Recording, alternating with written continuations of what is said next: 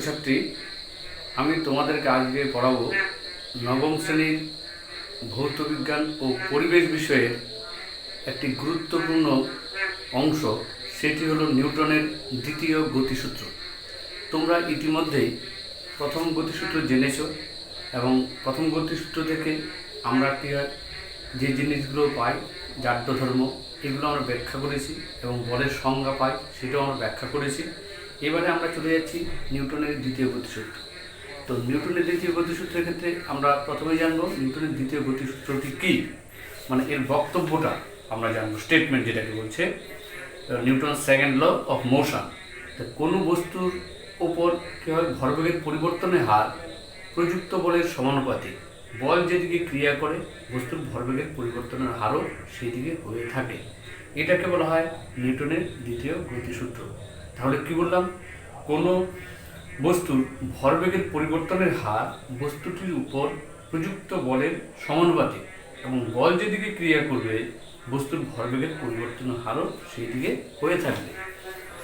তো এবার তাহলে আমরা একটা এক্সাম্পলের সাহায্যে বুঝিয়ে দিই ম্যাথমেটিক্যাল ফর্ম, যে নিউটনের দ্বিতীয় সূত্রটাকে কীভাবে বোঝানো যায়। আমরা মনে করি একটি বস্তু, মনে করি বস্তুর ভর সমান সমান হচ্ছে এম। একটা বস্তুর ভর কত? এম। এবং এই বস্তুর উপর যদি এফ বল প্রযুক্ত হয়, প্রযুক্ত বলকে আমরা ধরে নিলাম এফ, তাহলে ভরবেগের পরিবর্তনটাকে কীভাবে দেখানো যায়? তাহলে আমরা এটা কীভাবে দেখাবো? এইভাবে যদি আমরা এখানে দেখিয়ে দিই যে এইটা একটা বস্তু প্রাথমিক অবস্থায় আছে, এইটাও একটা বস্তু। এবার এর উপর কী করবো? প্রযুক্ত বল, মানে এফ বল প্রয়োগ করা হলো এবং বস্তুটির প্রাথমিক বেগ হচ্ছে ইউ, এটা প্রাথমিক বেগ, এবং অন্তিম বেগ হলো ভি। এবং টি সময় পর কোনো বস্তুর উপর যদি এফ বল প্রয়োগ করা হয়, তো টি সময় পর অবস্থাটা কি দাঁড়াবে? যার ভর কত হচ্ছে? ভর হচ্ছে এম, এর ভর হচ্ছে এম। তাহলে এম ভরের বস্তুর পর এফ বল প্রযুক্ত হলে টি সময় ধরে তার বেগ উৎপন্ন হবে। প্রাথমিক বেগ কী ছিল? ইউ। অন্তিম বেগ দিয়ে কী হবে? ভি হবে। তাহলে আমরা এক্ষেত্রে কী পেলাম? প্রাথমিক বেগ কত? ইউ। অন্তিম বেগ বা চূড়ান্ত বেগ আমরা কত পেলাম? অন্তিম বেগ সমান সমান হলো ভি। বুঝে গেল? এই যে বস্তুটা, এটা একটা বস্তু, এই এম ভরের একটা বস্তু, এটার উপর আমরা কি করলাম? এম ভরের বস্তুর উপর এফ বল প্রয়োগ করা হলো। তো এফ বল প্রয়োগ করার পর কতক্ষণ ধরে? টি সময় ধরে করা হলো। তাহলে এর প্রাথমিক বেগ ইউ, সেটা পরিবর্তিত হয়ে অন্তিম বেগ বা চূড়ান্ত বেগে পরিণত হবে। তাহলে প্রাথমিক বেগ ইউ, অন্তিম বেগ হচ্ছে ভি। তাহলে দেখো এই ক্ষেত্রে বেগ পরিবর্তন কত হবে? M into u. এটা হচ্ছে প্রাথমিক ভরবেগ। এটাকে আমরা কি বলতে পারি? এটাকে বলতে পারি আমরা প্রাথমিক ভরবেগ। তাহলে এখানে কি হবে? চূড়ান্ত ভরবেগ কত হবে? চূড়ান্ত ভরবেগকে আমরা কি লিখতে পারি? M v. তাহলে আমরা প্রাথমিক ভরবেগ পেলাম এম ইউ, চূড়ান্ত ভরবেগ পেলাম কত? M v. তাহলে ভরবেগের পরিবর্তন কতটা হবে?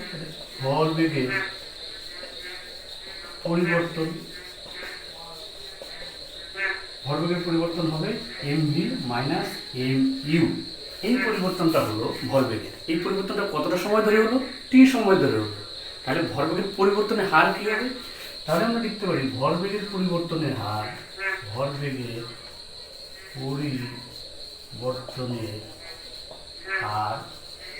সমান সমান কী লেখা যায়? M v minus m u equal to কী হয়ে যাবে? টি। এটা পরিবর্তনের হার পেলাম। এবার নিউটনের দ্বিতীয় গতিসূত্র অনুসারে কি বলছে? যে কোনো বস্তুর উপর প্রযুক্ত বল, এই যে প্রযুক্ত বল এফ, এটা বস্তুর ভরবেগের পরিবর্তনের হারের সমানুপাতিক। অর্থাৎ নিউটনের দ্বিতীয় গতিসূত্র অনুসারে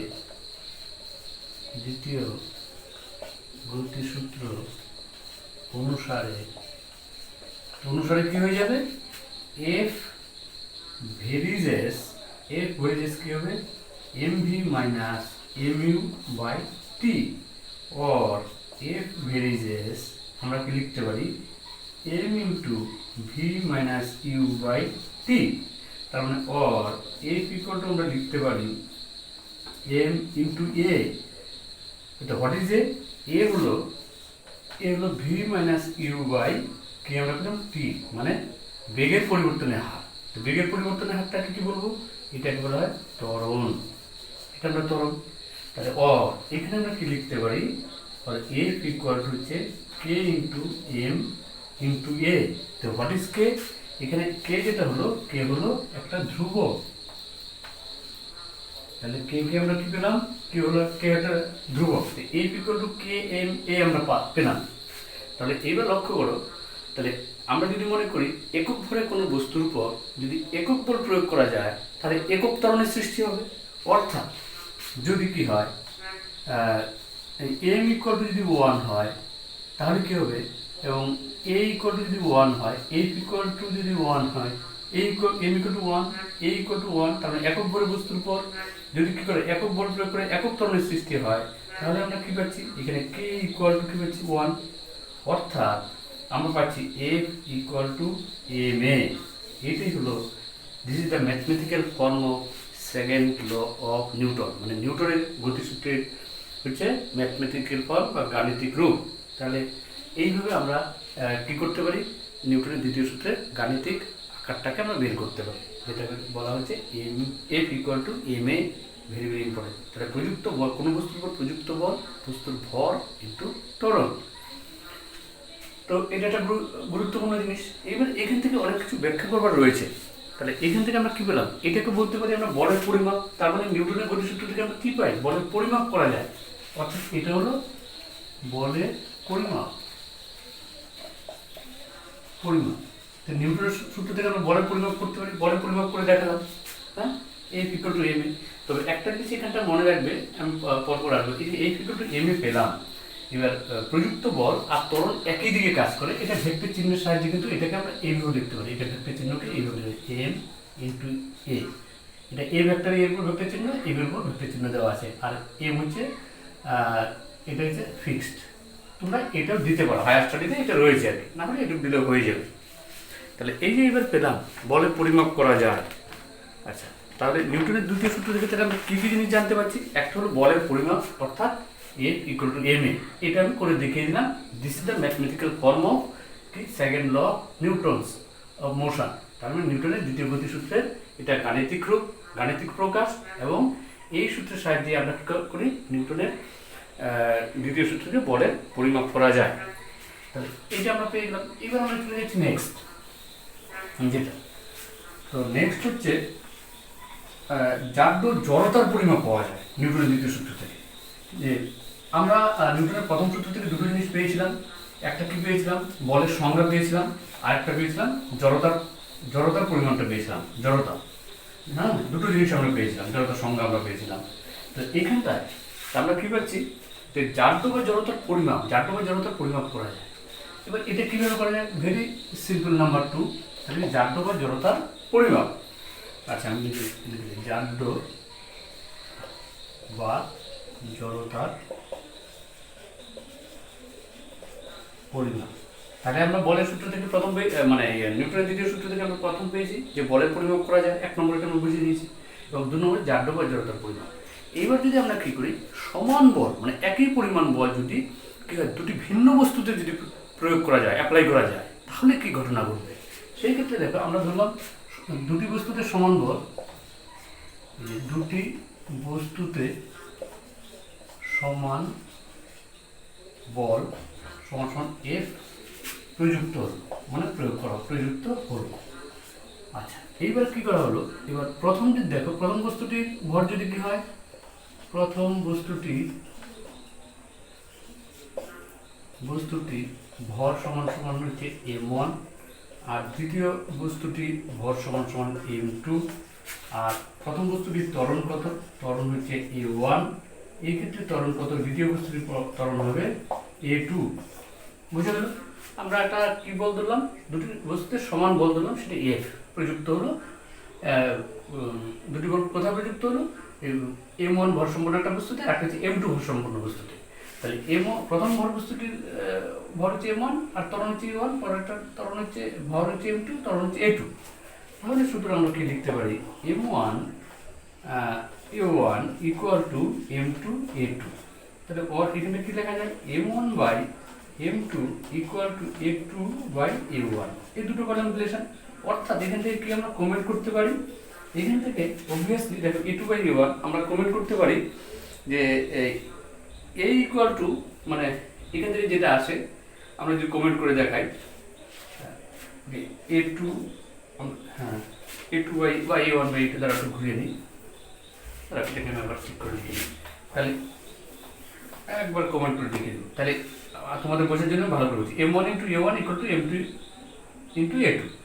এবার এটাকে আমরা যদি এইভাবে লিখি a1/a2 ইকুয়াল টু আমরা m2টাকে m2/m1, তাহলে এখান থেকে অর্থাৎ আমরা কি লিখতে পারি, a inversely proportional to the কি হবে m।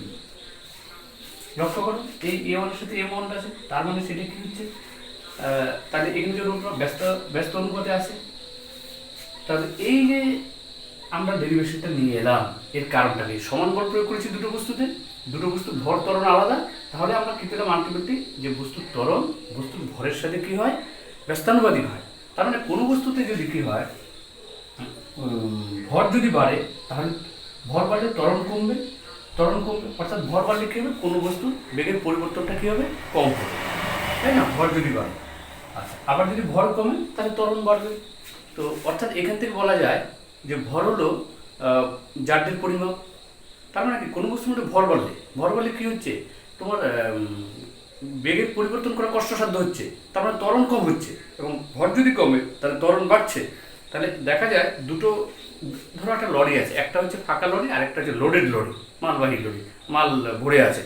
তো দেখা গেল, দেখো দুটোর মধ্যে যদি আমরা কি করি, একই বল যদি প্রয়োগ করা যায় তাহলে কোনটাকে আমরা আগে থামাতে পারবো, তা আগে থামানো যাবে যার ভর কম, কারণ আমরা জানি কি এটা গতিজাড্যের উপর নির্ভর করে, কারণ কোনো বস্তুর ভর বাড়লে ত্বরণ কী হয়, কমে, তাই না, ভর বাড়লে কী হয়, ত্বরণ কমে, তাহলে যার ভর কম তার ত্বরণটা কী হবে, বেশি হবে। তাহলে অর্থাৎ এখান থেকে অর্থাৎ গতিবেগের পরিবর্তন করা, ভর বেশি হলে গতিবেগের পরিবর্তন করাটা বেশি কষ্টসাধ্য হয়। তার মানে যেটাতে মাল রয়েছে সেই লরিটাকে কী থামাতে গেলে আমাদের কী করবে, তখন মানে সহজে থামানো যাবে না, কারণ এর ভর অনেক বেশি, এর গতিজাড্যের পরিমাণ বেশি। বুঝে গেল তো? ঠিক একইভাবে আমরা এটাকে কিন্তু বলতে পারি যে যদি একই পরিমাণ বল দুটি ভিন্ন বলের বস্তুর উপর প্রযুক্ত হয়, তাহলে যে বস্তুর ভর বেশি তার ত্বরণ কম, অর্থাৎ সেই বস্তুর বেগ পরিবর্তন করা কঠিন। অর্থাৎ যে বস্তুর ভর বেশি সেই বস্তুর জন্য জাড্যও বেশি, সুতরাং বস্তুর ভরের উপর জাড্য নির্ভর করে। তাই একটি গতিশীল মোটর গাড়িকে থামাতে গেলে তুলনামূলকভাবে কম বল প্রয়োগ করতে হবে, মোটর গাড়ি আছে, কিন্তু একটি গতিশীল ট্রেনকে থামাতে গেলে তুলনামূলকভাবে বেশি বল প্রয়োগ করতে হবে, কারণ প্রথম ক্ষেত্রে মোটর গাড়ির ভর কম হয়, এর গতিজাড্য কম, কিন্তু ট্রেন গাড়ির ভর বেশি হয়, গতিজাড্য বেশি। যেটা একটা বললাম, একটা লোডেড লরি মানে মাল রয়েছে এরকম লরি, একটা হচ্ছে ফাঁকা লরি, দুটো যদি যায় কোনটাতে বেশি বল প্রয়োগ করতে হবে, যেটাতে লোডেড লরি মাল বেশি রয়েছে, আর ফাঁকা লরিতে কম বল প্রয়োগ করতে হবে। তো এইটা হচ্ছে গুরুত্বপূর্ণ।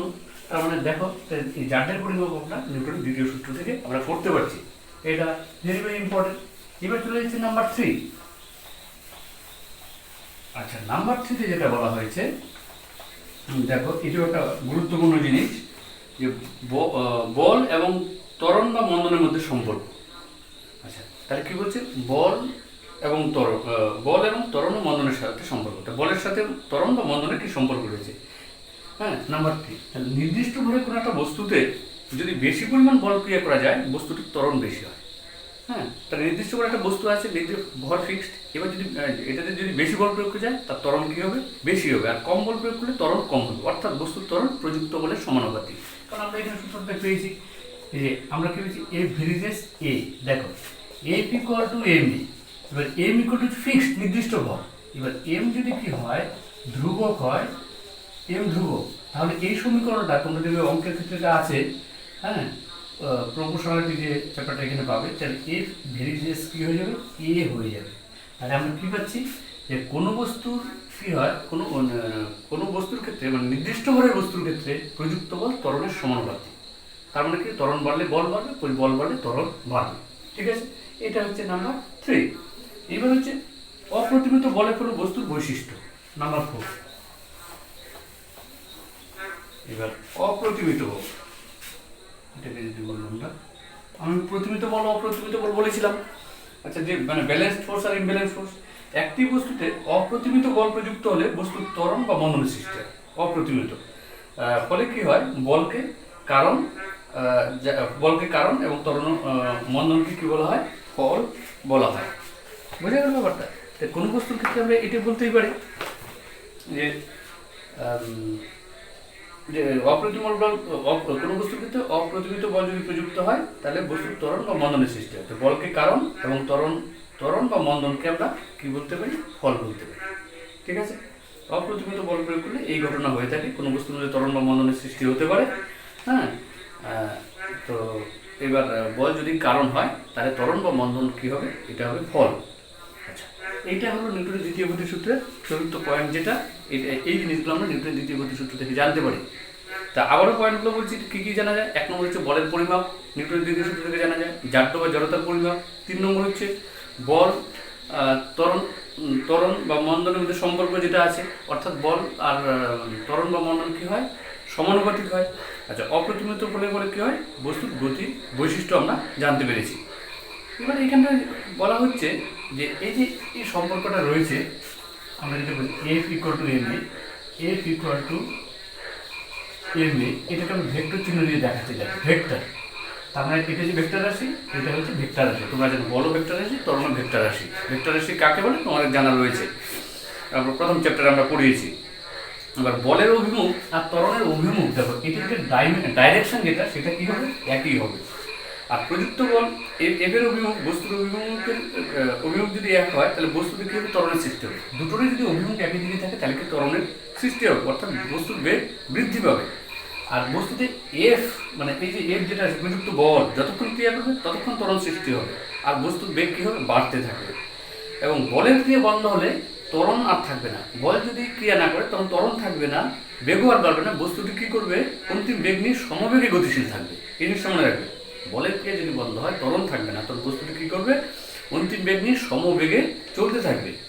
আর প্রযুক্ত বল যদি এফ হয়, হ্যাঁ, তো বস্তুর অভিমুখের বিপরীতে ক্রিয়া করবে। প্রযুক্ত বল এফ বস্তুর অভিমুখের বিপরীত দিকে ক্রিয়া করলে বস্তুতে মন্দনের সৃষ্টি হয়, অর্থাৎ বস্তুর বেগ কমতে থাকে।